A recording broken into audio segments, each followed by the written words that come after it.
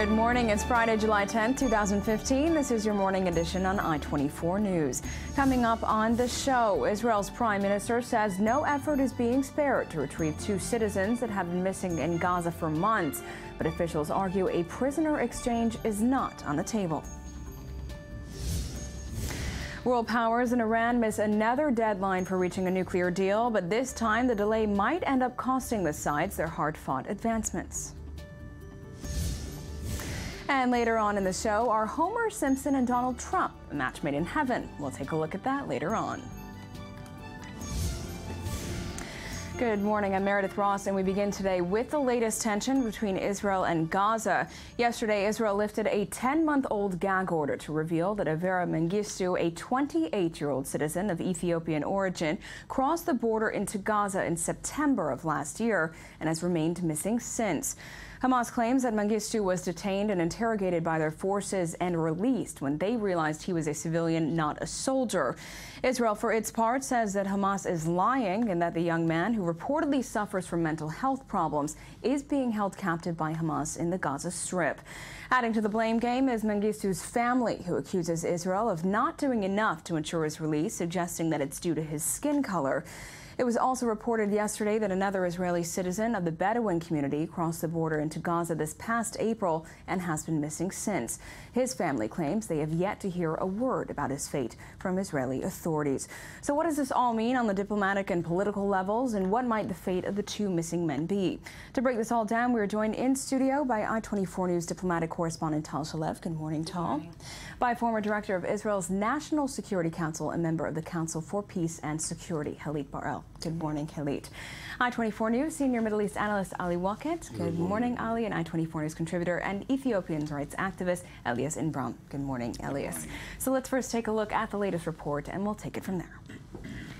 At 0600 GMT, Israel lifted a gag order on reports of two Israelis held captive by Hamas in the Gaza Strip. One, Avra Mengistu, an Israeli Ethiopian in his late 20s from the southern city of Ashkelon. The other, reportedly a Bedouin who crossed the border several times. Both entered the Strip on their own initiative. Mengistu's family pled for their son and brother's safe return, saying health-wise he isn't stable. I ask the Israeli government to do everything to bring my brother home safely. I ask the international community to get involved and use all of its influence to release my brother. And to Hamas, I ask that you take into consideration my brother's condition and to release him immediately. Mengistu's been missing since September. Reports say he crossed into the Gaza Strip through a hole in the fence, but the fence is technically in an area closed off by the army. No one knows why he crossed into the Gaza Strip, not even his family. Some neighbors and family friends telling us they had no idea he was being held by the terror organization. I wouldn't have known that the son was missing and that this happened to them. A visiting MP explained why the family was asked to keep quiet. They were told not to talk about this, to keep it secret, in order to help with the process of bringing him home. Others in the community saying they've known, and the government owes the family answers about their son. His story was known to us for a few months, that he crossed into Gaza. We don't know what his health condition is, what is going on with him, and no one is giving any answers, not to the family and not to the community. Israeli Prime Minister Benjamin Netanyahu released a written statement saying Israel is working on bringing back the two men, and they hold Hamas responsible for their well-being. Currently, there are conflicting reports on Mengistu's whereabouts, some saying he's still in the Strip, while reports from Gaza say Hamas let him go and he's currently in Egypt. Okay, so there are obviously a lot of complex issues in these cases of both the two men. So Halit, we'll begin with you this morning. So Israel is saying that Hamas has actually both of these men, and Hamas says it has one and it doesn't have one. So how do we read between the lines here? Well, obviously that's very hard to do, and we basically put our faith where we put our faith. But I think it is interesting to note that from what we know, Hamas has been saying the same thing for a few weeks. It's not that they have responded with this story as a response to this lifting of the gag order, the breaking of the story. It has been what they've been contending for a while. That doesn't mean necessarily that it's true. It can mean a lot of things, including that possibly in some way he was harmed. And we can't be sure on that, and we can only trust what we can trust as far as what the Israeli security sources are saying. But it's also important to note that apparently there have been not quite negotiations, but certainly very extensive contacts with Hamas on this issue. And you know, Ali, in the past, Hamas has sent back Israeli citizens who have wandered into the Gaza Strip and who were deemed mentally ill, which is the case with one of these men. So why is this case different then?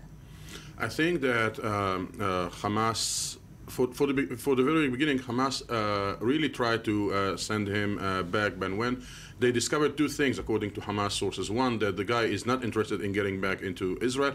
And second, that the Israelis told them via the Red Cross that there is no Israeli citizen who is missing, and that they thought that it is an immigrant, and that the Israeli authorities are not interested in having him back. I think here there was an accident by the Israeli authorities in appreciating the situation and the case and the identity of the person in question. But I want to mention three versions that I heard yesterday from Hamas sources.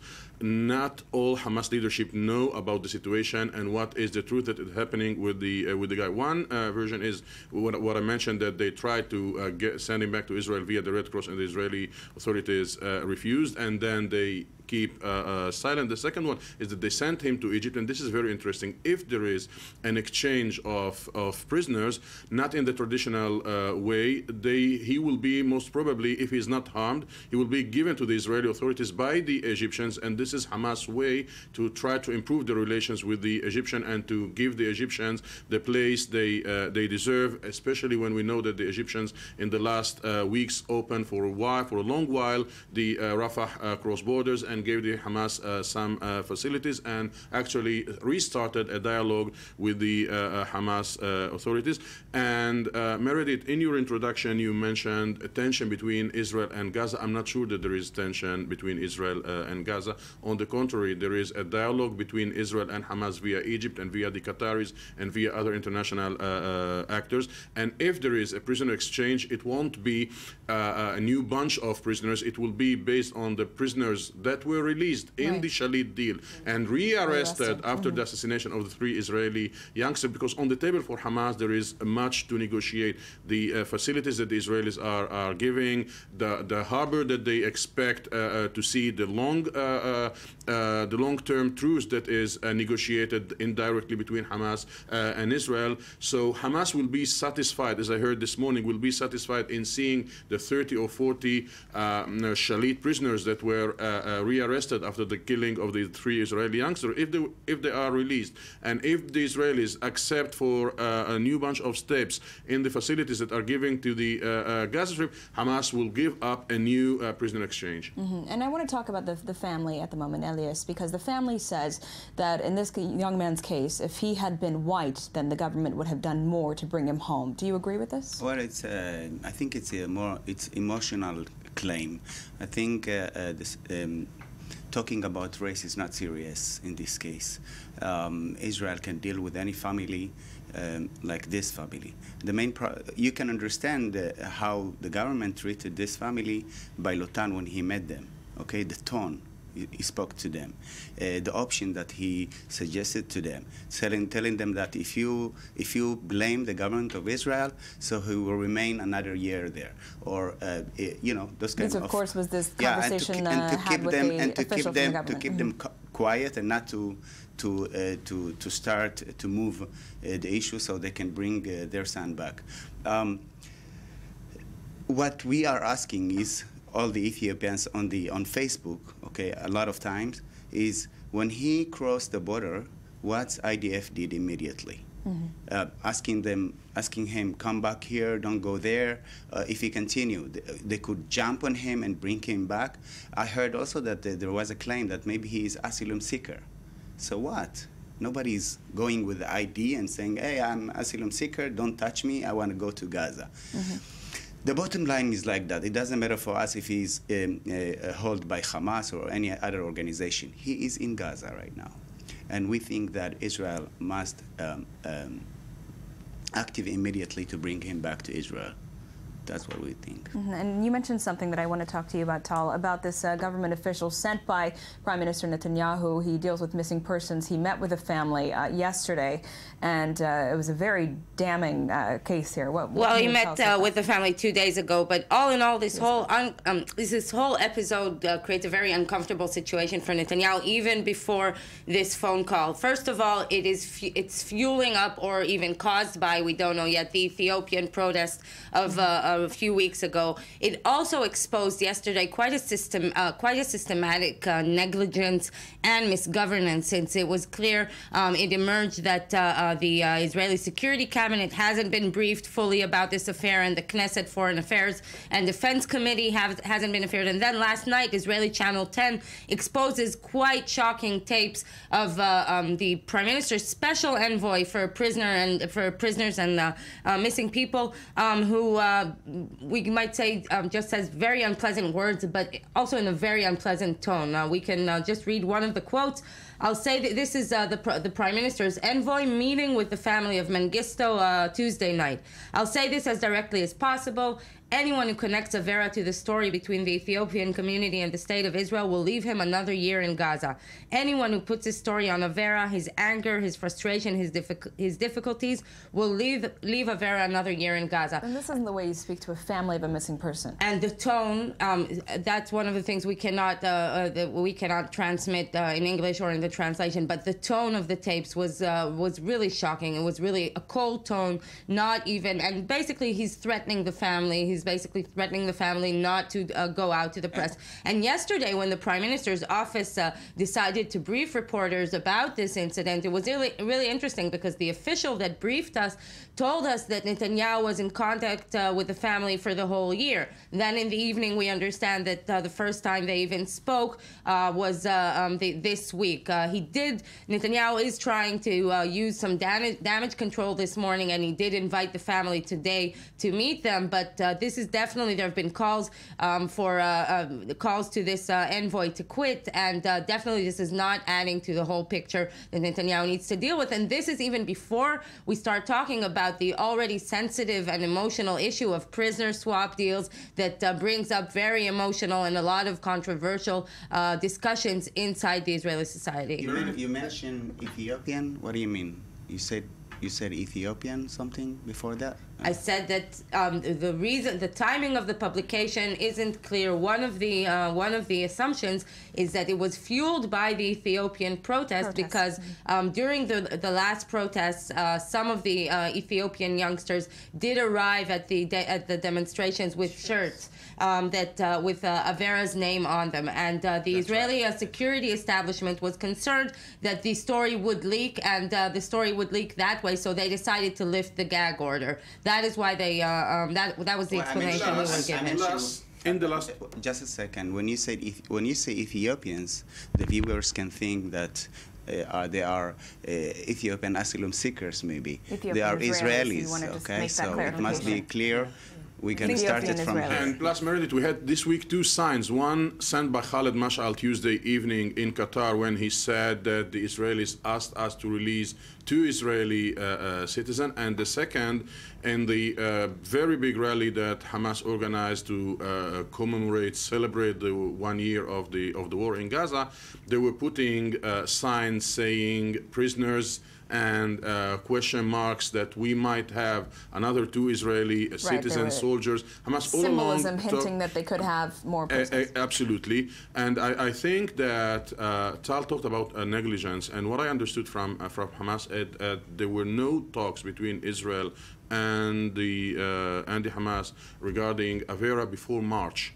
So it took the Israeli authorities, and Hamas has been leaking this story very slowly since September.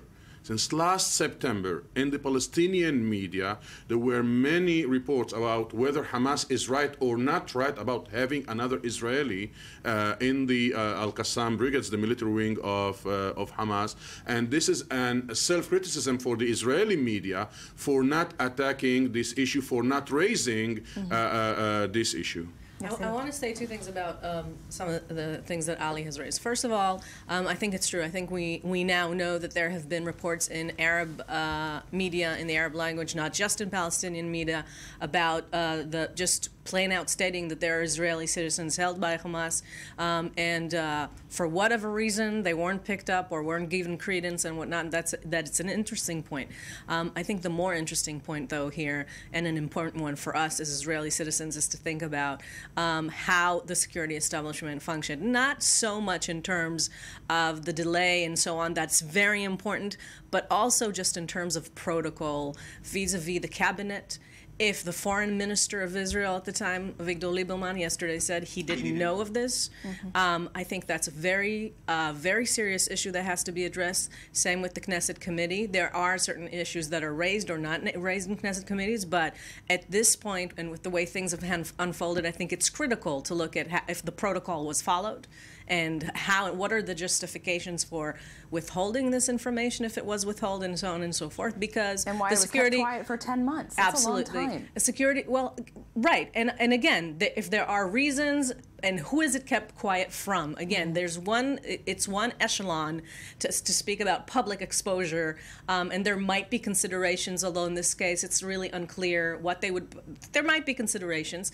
And the other thing is how you address the civilian leadership of this country. The security establishment ultimately takes orders from the civilian administration, and so it should be. And so if the foreign minister did not know about that, that is a pretty shocking piece of information from my perspective. And just to say that this Netanyahu's envoy didn't only, just to read another quote from he says, the prime minister is a human being too. What do you think? That he'll take a blow and another blow and another blow, and that is the most important thing in the world to him. Just to say this, whoever knows Israeli politics knows that this sounds like a message coming from Netanyahu himself, from Netanyahu surrounding himself, meaning that Netanyahu sent his envoy, and Netanyahu does bear personal responsibility to the way the envoy spoke to the family and the way the envoy treated the family. And yesterday, despite calls to fire him and to and despite calls for Lotan to resign, Netanyahu did release a statement basically denouncing the statements, Lior Lotan's words, but he did say that Lior Lotan will continue to work with the family, and this just looks bad. He's going to continue working with the family? He's going to continue working. And I agree. That's a very strange formulation to continue with. It's not just the issue of the tone towards the specific family. It's, again, the whole question of a civilian-military relationship. This tone is very condescending, and it is very much not in accord, in my mind, with how a democratic state treats its citizens, even on issues of national security. I mean, this is not something that happened necessarily in public. This is a conversation that was held. It was tactless. It was tasteless. I read through it, and I think there were some points that you could make that could be valid, but the way that they were presented is apprehensible. It's almost to minimize the family's grief. Absolutely, absolutely. Yeah. You remember with Tannenbaum, he wasn't a soldier. You remember with the I just have to say two about guys that barbaric fake of claiming we are kidnapped a few months ago, and all the security forces jumped on them to but the look security for them. establishment has... And I think the state of Israel can find a way how to bring the Israeli guy back to the state of Israel. I don't disagree with the efforts that need to be put forth in South. I just want to clarify that on the Tannenbaum bill, the security establishment has, and I think rightfully so, always contended that it had to do more with the returning of the bodies of those in Lebanon, and that Tannenbaum kind of rode on that deal. It wasn't so much that it was set out to bring him back, although there are also the claims that there was some acquaintance with then Prime Minister Ariel Sharon, and that led into a different kind of deal. But the security establishment has always said the Tenenbaum deal was not about, it wasn't about Tenenbaum, it was about the soldiers, the bodies. I'm not a security expert, but I believe that Hamas maybe is waiting to make a package of deal with the two bodies which are remaining right now. Two bodies, soldiers from the last operation, and to include them together, and then to have a better deal, like that certainly Bibi could be an Netanyahu option. is saying. But I think Ethiopian community in Israel, they are really, really angry of the delay, and they are angry with Lotan, the way that he spoke to the family, and some of them you can follow on Facebook. There is a big group called Little Ethiopia. You can see the anger there. And I think Prime Minister Benjamin Netanyahu must act immediately to release the Israeli guy from Gaza. And there are a lot of ways how to do it. It's not a big deal. He knows how to do it. I don't know if Hamas is based on the atmosphere in Israel between the Ethiopian community and the authorities, but they said that there were no serious talks, and that the talks this time were very much different on a lower level and lower rhythm than they were before. Well, now that the case is in the open, hopefully more of the issues will be in the public light and we will be able to understand it. Obviously, we could speak about this for much longer, but unfortunately, that is all the time we have for this segment. Ali, Elias, Khalid, and Tal, thank you very much for being here. Thank you. And we move now to Vienna, where after a day full of speculation over whether or not world powers in Iran could finally meet their deadline and emerge from negotiations with an agreement, U.S. Secretary of State John Kerry hobbled on crutches in front of the cameras to announce that although progress had been made, there was no deal yet. The extension of the talks beyond July 9th carries significance to their future success. To explain it all, still in studio, our I-24 News diplomatic correspondent Tal Shalev. Hi, Tal.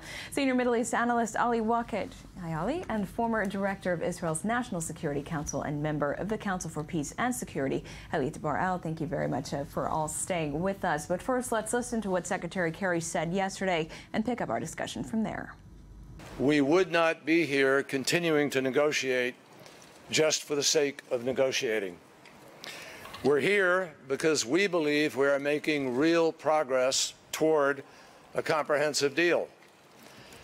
But as I have said many times, and as I discussed with President Obama last night, we are not going to sit at the negotiating table forever. If in the end we are able to reach a deal, it has to be one that can withstand the test of time. It is not a test of a matter of days or weeks or months. It's a test for decades. That's our goal here. And we're joined now live from Vienna by I-24 News reporter Eli Hockenberg. Good morning, Eli. So still no deal after another deadline has passed. What is the sense of urgency there, and how eager are both sides to get a deal at this point? Yes, so well, we are indeed missing yet another deadline, but it's not necessarily a bad sign. We do hear from several sources close to delegations that there's some serious progress being made on substantial issues that they have been tackled, but there are still some red lines, especially on the behalf of the Iranian delegations. They're simply not willing to cross at the moment, and this is what obviously makes it difficult to reach understandings.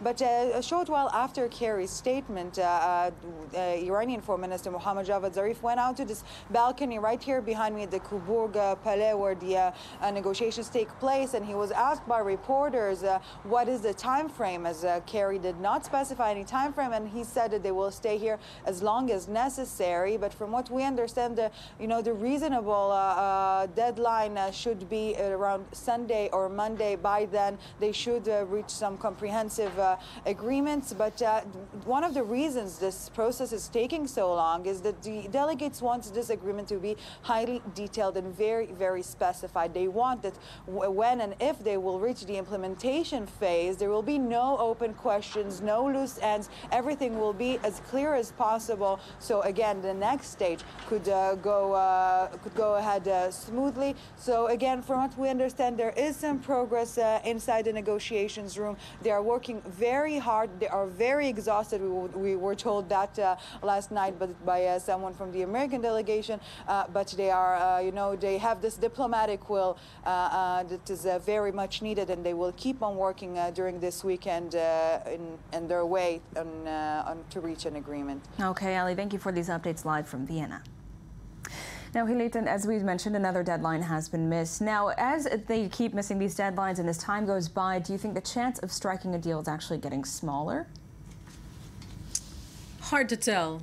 It doesn't look great at this stage. It does not look great. And I think we could tell that from Kerry's statement yesterday, where we heard several contradicting things. One is, like, we won't be rushed, we'll take the time that we need. And the other thing is, we won't be sitting at the negotiating table forever and we can walk away from this. So right. I think things are starting to be very precarious.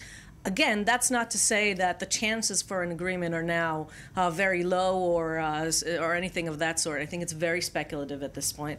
I also think it's not unusual in these kind of negotiations, and particularly with the Iranians, for things to be thrown in the last minute when it comes to the deadline, thinking that something can be gained because the other side is wedded to the deadline. So I think the dynamics that we're seeing have a lot to do with that. I do think that as far as how long this could take, and further extensions could take longer, the Congress issue is such that if they haven't reached it, they haven't announced it, they might decide to do it in September, because in September they can get it through in 30 days, and now it'll take 60 days. So the issue of the timeline of the negotiations, certainly there's no guarantee or particular incentive to do it on Sunday or Monday. It quite likely could be several months beyond that. And I think it's very important later on to address exactly what those sticking points are, and they're not that simple. Mm-hmm. I think, yeah, basically yesterday or last night was the night that the Vienna talks finally got interesting, because the Iranians and the Russians basically have been slamming the U.S. for walking back on their commitments, and we saw a senior Iranian official yesterday briefing reporters in Vienna with a lot of bad statements, harsh statements about the P5+1, that they have that they mostly deal with disagreements amongst themselves and not with us. And basically, if I frame it correctly, last night, the previous night, President Obama did have a video call with U.S. Secretary of State and with the negotiating team. And we do know that earlier this week, Obama did tell Kerry, or his directions or his directives to the negotiation team was not to move too much from the Lausanne framework, because President Obama knows that his deal, that the key to passing this deal in Congress is to be very close to the Lausanne deal and not to move away from the Lausanne framework. And then we come to the sticking point. So we have basically two big sticking points at this point, from what we understand. The first one is the sanction relief pace, and that was a sticking point in Lausanne. The sides couldn't solve that in the Lausanne framework, and that is why it is emerging again. And the second thing is the issue of the arms embargo, and that, of course, is the Iranians' last-minute card trying to raise their game, but they're also backed by the Russians. Another thing we're seeing for the first time in months is that there's the cooperation amongst the P5+1. I think the Cold War has finally arrived in the P5+1, because Russia and the U.S. are at loggerheads. Of course. Well, Tal Shalev and Halifa, thank you very much for being here, both of you, this morning. And coming up next, are Homer Simpson and Donald Trump a match made in heaven? We'll have a look.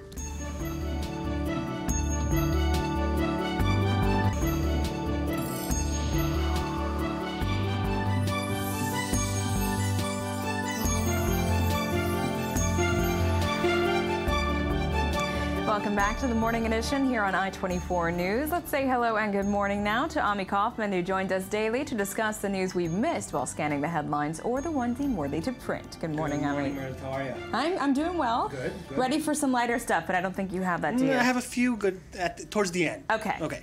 But we're going to start with actually some good news. The Greeks did it. They met the deadline last night, just an hour before midnight at 11 p.m. They gave the EU a proposal of what they're going to do, their new steps. They're asking for $59 million of a bailout, and they've conceded they're going to impose some wide-ranging sales tax hikes and cuts in state spending for pensions, which is something that they refused to do before. Right. But it's not over yet. First, the Greek parliament has to approve this plan today on Friday, and over the weekend, probably on Sunday, the EU itself will approve this plan. So we have to wait. There's another like 48 hours to see if this thing really goes through. So does this mean more austerity measures as well? It's going to be a bit tougher for Greeks, yeah, if they hike up the sales tax and stuff like that. But it's like a semi, I guess, austerity, not what the creditors really wanted. Okay. So and it looks like there might be some debt relief from the EU as well. So is that kind of a win-win on both sides? Kind of good news. It looks like things are moving in the right direction. Okay. The UNHCR, which is the UN Refugee Agency, told us yesterday that the Syrian refugee crisis is just amazing numbers. 4 million people have been forced to flee from their homes, and this conflict has been lasting. It's entering its 5th year. By the way, and this is the total number. Total number. So far, 220,000 people have been killed. This is now a sixth of a population. It is the worst refugee crisis in 25 years. It's almost as bad as the Afghan crisis in 1990 after the Soviets withdrew from Afghanistan. Then there were 6.3 million Afghans that left Afghanistan. Wow. Interesting numbers as well. Turkey is now the largest refugee hosting country in the world, sheltering 1.8 million people. Wow. Lebanon, our neighbor to the north, has taken 1.1 million Syrian refugees. Wow. Crazy, crazy numbers. Jordan has taken 629,000. Even Iraq, which is suffering from its own refugee crisis, has taken 249,000 Syrians. And as Islamic State as well. This is another issue that's also very upsetting. Right. So. And staying with Turkey, by the way, which I just mentioned, there have been some very violent protests against the Thai embassy and the Chinese embassy. This is as a result of the Thailand government deporting 100 Uyghurs, which are Turkic Muslims, a minority in China. They were back to China. They're discriminated there. They're persecuted against them. And tensions between Turkey and China are now on the rise because of this. And there have been some protests in Istanbul, as we can see from these pictures here. Yeah, this has been happening throughout the week, hasn't it? Throughout the week, yeah, very high tensions. Good news from South Carolina. The House of South Carolina voted to finally take down the Confederate flag. This is a really, really historic day. This is big. And there have been some amazing speeches in the House, and we have a report about it. Let's check it out. These are the final days for the Confederate flag flying over South Carolina's State House grounds. State lawmakers voting early this morning to take it down after a marathon, emotionally charged debate. I cannot believe that we do not have the heart in this body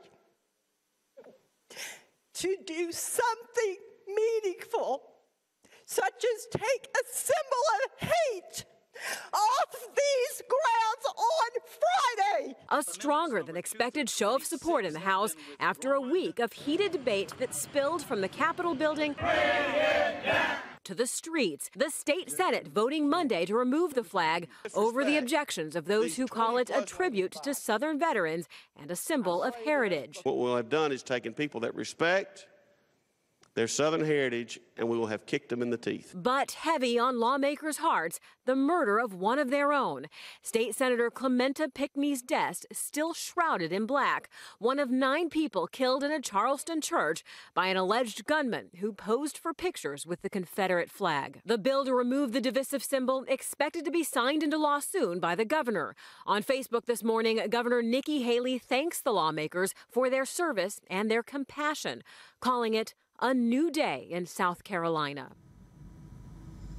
That is a big moment. And if only the national politicians on the federal level could take a lesson from those guys, because on the national level there have been some attempts from Republicans to allow the Confederate flag to be flown on cemeteries in the states. It looks like they're backing down from this bill, but it's just crazy that they're even thinking about it, if you ask me. Absolutely. The Cosby scandal is back, of course. We heard that from previous sealed documents that came out this week that he did buy Quaaludes to get sex from women. He gave them to women to get sex from them.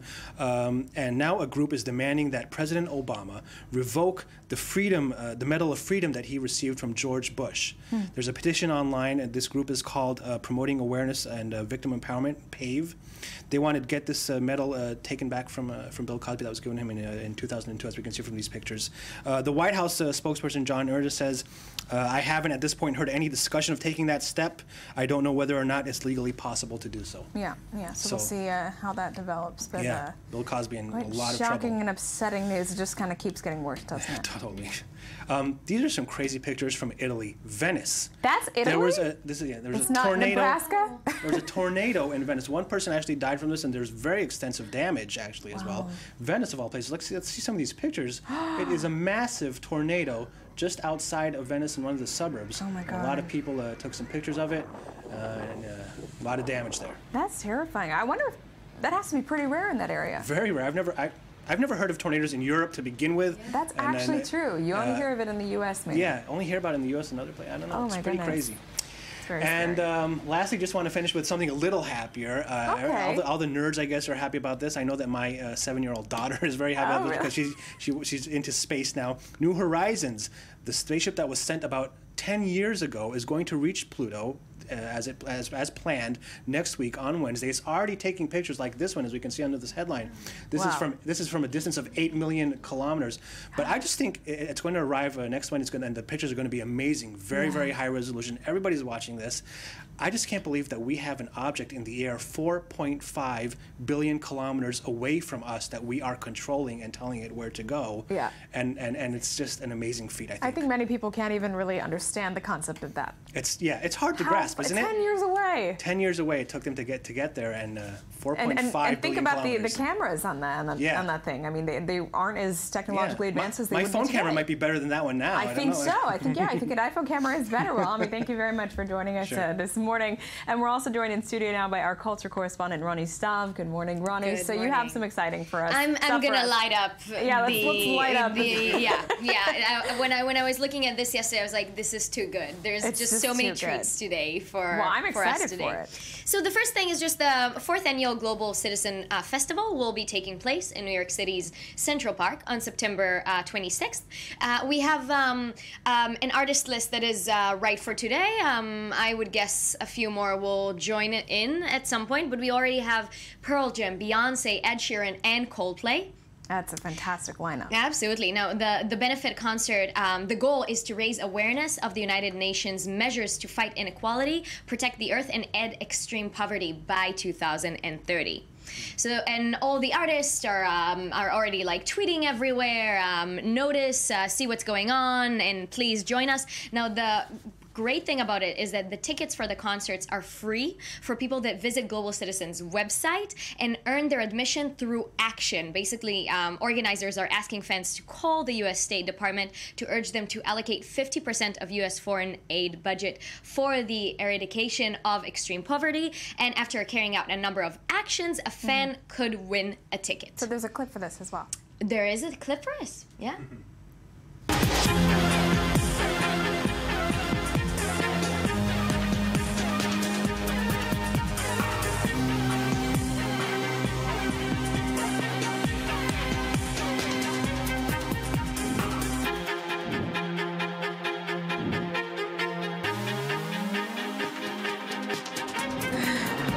Wow, that looks awesome. Super awesome. And Chris Martin would produce and curate the festival throughout 2030, and looks like there's a lot more to come, and pretty exciting. Yeah. Good job for them. Yeah. I'm raising awareness. 87 commitments and policy announcements so far, including 18.3 billion in cash commitments. So looks like that's a nice concert to have. Looks like they're doing a pretty good job. Hopefully one of these days we'll make it. One day. Until then, you can watch it. It will be streamed live in YouTube and in TV, and also somewhere else in MSNBC's website. Okay. So you can watch it. So I can watch it all the way from Israel. Yes. Very cool. Yes, going like woo woo woo. So what Shaggy. else do you have for us? Do you remember who Shaggy is? Wasn't me. Okay, wasn't me. Wasn't me, and Mr. Bombastic. Exactly. So looks like Shaggy has an issue with ISIS, and he has the plan. He has a strategic plan as to what to do next, and he told in an interview to the Miami New Times, if you're able to cut a man's head off, you're sick, but right music evokes emotion, so if they're listening to Shaggy music or reggae music, it can be any kind of reggae music, they're not going to want to cut somebody's head off. There are two things you want to do when you listen to reggae. You get somebody's pregnant, or you are effing high. So good job, Shaggy, with making sure all of our problems with ISIS are I mean, I can relate to the problems with ISIS. I think anyone will agree with him on that point. But at isn't this this a publicity stunt? It's very weird. It's an interviewer that asked him if his recent single, Go F Yourself, should be directed towards anyone in particular.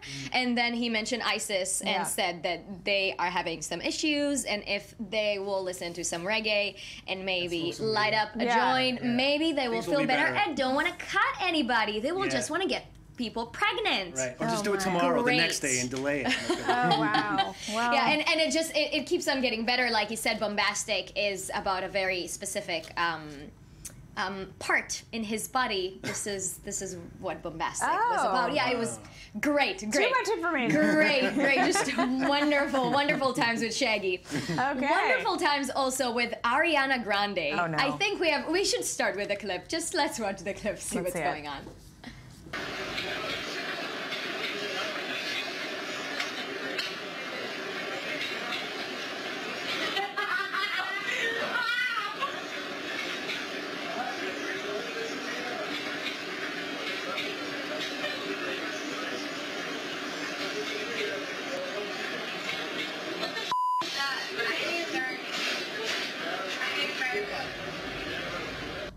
I'm really confused. Licking donuts and saying she hates America.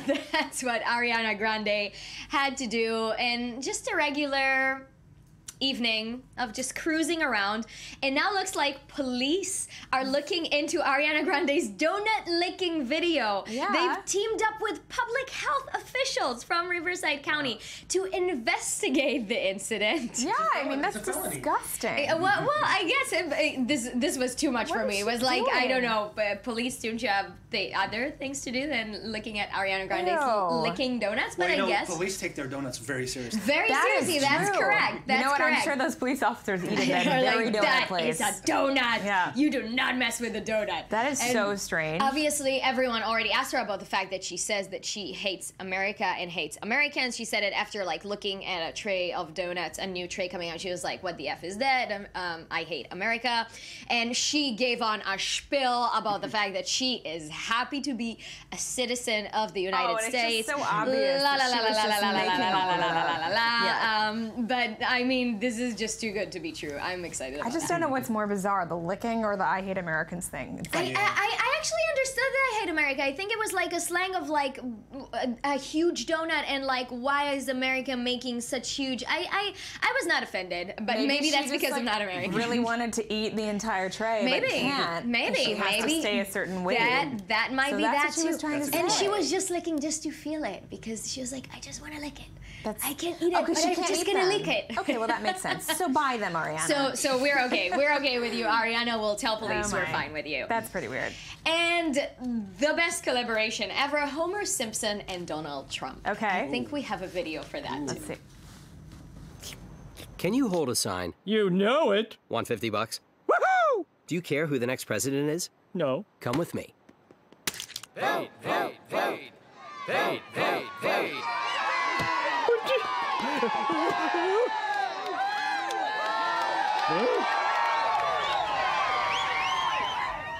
Okay.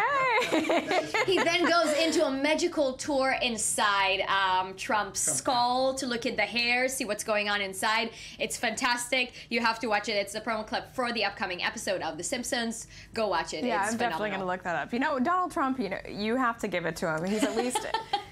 I don't want to say laughing stock, but he's adding a lot to these elections. He's adding a lot. He's also leading the polls.